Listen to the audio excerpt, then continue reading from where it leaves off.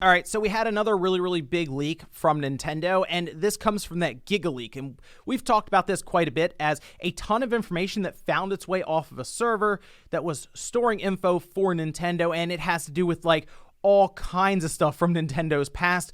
We talked about how we had prototypes for Super Nintendo games, Nintendo 64 stuff, the Wii, GameCube. Remember, this is where we got the information that Nintendo had explored the possibility of like a portable handheld GameCube at one point. Yeah, so a lot of stuff keeps coming out from this leak, as it was like, I think, over a terabyte of info, and it's been kind of trickling out as we've gone along.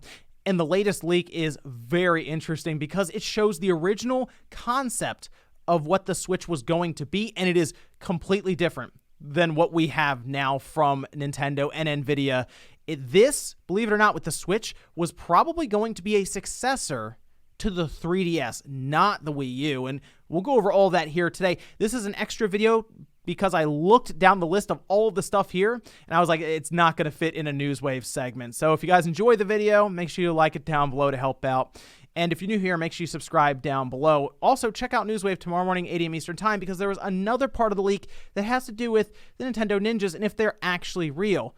Turns out they might be, and we'll go over that tomorrow. But let's go over here to Nintendo Everything, because I can't necessarily show you the slides. It has confidential stamped all over it, and Nintendo gets a bit strike happy when you start showing off some of their leaked internal documentation. But fortunately, Nintendo Everything did a nice write-up here with all the stuff kind of bullet pointed so we can go over it. And if you're trying to get an idea as to what this Switch looked like, because they did have a picture of it, think of that, that 3D printed football-shaped Switch from back in the day that was just, remember, a picture was dropped online. Turned out it was just, I guess, someone who had 3D printed it, put it out there as a concept, and people were trying to figure out if that's what the Switch really was. But that's basically what it looked like. It was like full touchscreen, some thumbsticks on there, and more of a rectangular shape with rounded edges around it. But if we go over here, the Switch name was decided on way back in 2014.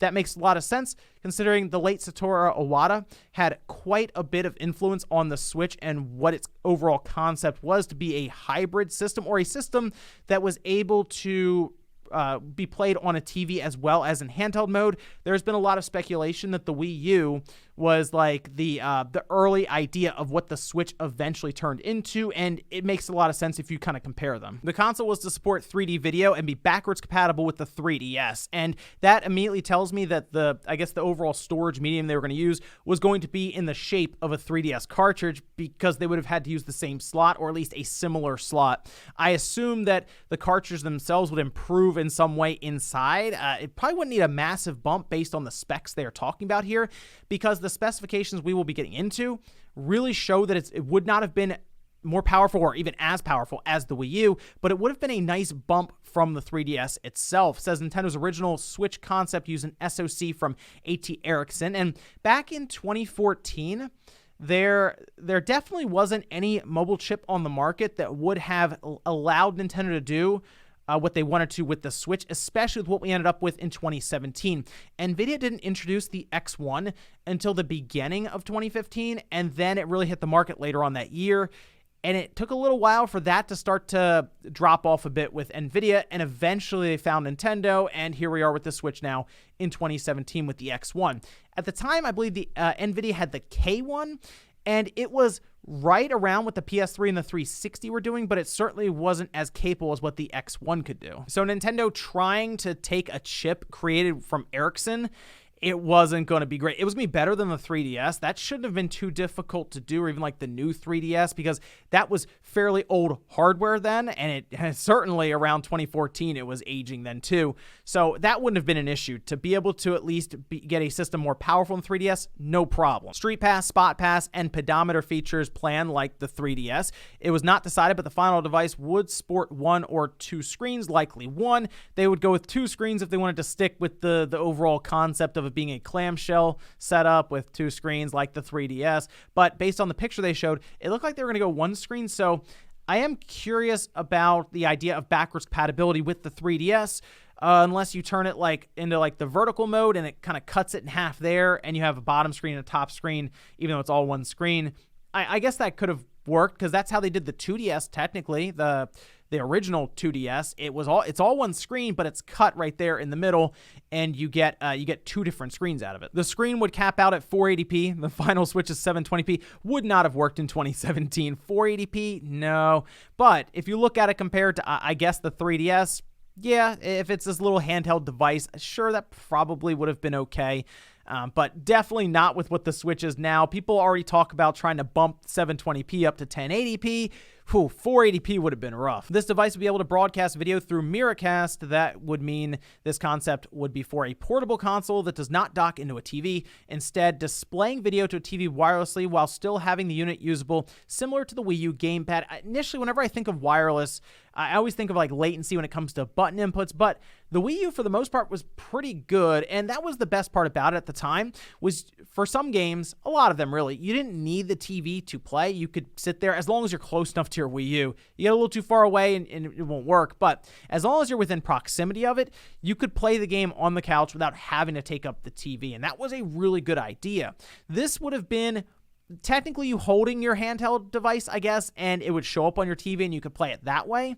But again, it seems like they would be treating this more like a handheld than anything else. It's certainly not what the Switch ended up being, which was a device that you drop in and then you don't touch it anymore. You get like a Pro controller, you take the Joy-Cons off. This, you would be holding the system the entire time. Apparently, it would support video capture with the ability to add video audio commentary. You could then upload it to Nintendo World. So there you go. Nintendo is trying to get into the Let's Play sector of everything here. And I guess you would be able to do your own Let's Plays right on the device and then upload it. And it apparently would have cameras that would support 480p video. So I guess this would have been like an all-in-one device for kind of filming, shooting Let's Plays, and then uploading them to Nintendo World. It's interesting there that they were kind of looking into that idea. Oh, and check this out. Datasheet outlines functionality for a video and voice conferencing while playing a game.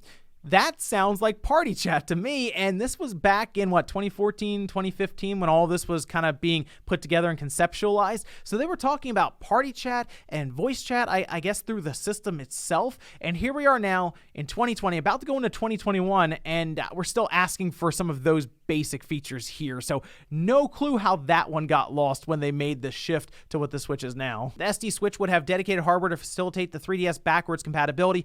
Not surprising at all. Nintendo does this with their handheld devices where they'll get a chip or the technology from their previous system and bring it forward and relocate it on the board or even build it into the SoC that they would create. This one from Ericsson. So they would have taken the 3DS chip itself or the core components from it, moved it over so it can function at a hardware level. They did this with the Game Boy Color, the Game Boy Advance with the Game Boy Color. They did this with the DS and the Game Boy Advance, so it wouldn't shock me if, yes, they have the Switch come out and it has like parts of the 3DS chip itself inside so that you get really good backwards compatibility. The SD Switch would have 1 gigabyte of RAM, so that is a downgrade from the Wii U, but an upgrade from the 3DS. Take that with the idea of Ericsson creating an SoC that would certainly have power consumption in mind.